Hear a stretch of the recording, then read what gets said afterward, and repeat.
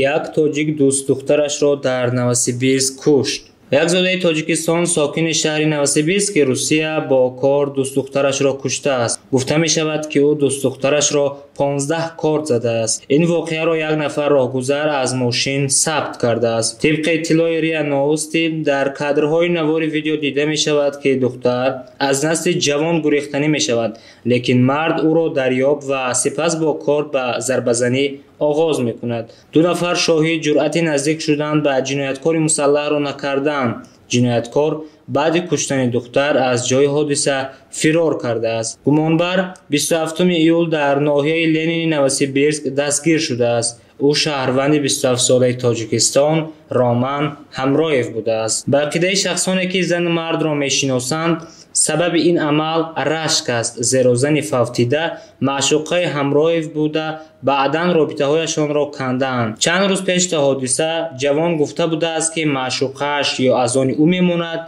یا از آن هیچ کس نمی شود.